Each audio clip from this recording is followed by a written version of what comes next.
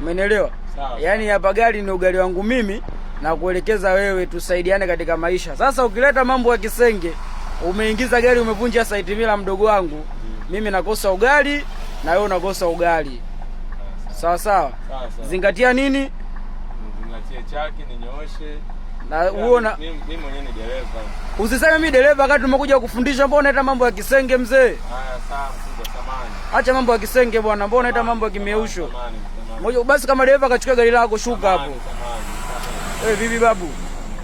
Tondoke hapo.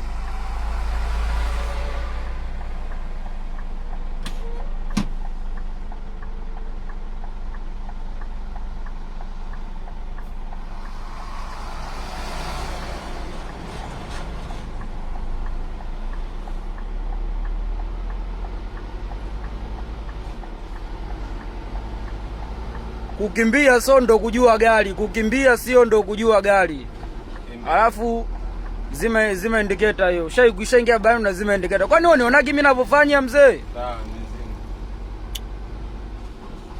Ni kazi za kumfundisha mtu gazi, mimi siwezi kabisa babu. Yaani wewe ndo wa mwisho, mimi simfundishi mtu mwingine tena gari. Yaani wewe ndo wa mwisho.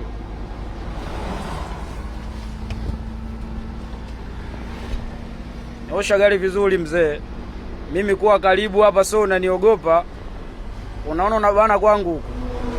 Naona magari yanakuja yamenibana baba. Sasa magari yamekuja yamekubana vipi? Mbona unaita mambo ya kisenge? Yaani mabana naona kama ndogo. Nyosha gari mzee, nyosha gari. Umetaka kujua gari, nyosha gari. Sawa. Washukuru Mungu. Unaendesha gari hapo umekaa kwenye kiti. Wewe wengine walikopa anapakatwa hapa. Kuna dogo yanya moja akafundishwa gari anapakatwa kwenye kiti hapa. Wewe unasema gari ya nini? Naomba utengeneze kofia hii. Kwa kunyoosha kofia wewe uwezi. Kofia umeivaa nini mzee? Mbona unaita mambo ya kijinga? Kofia.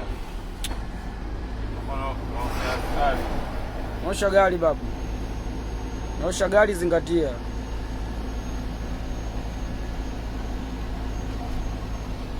Tulia, kaa sehemu tulia.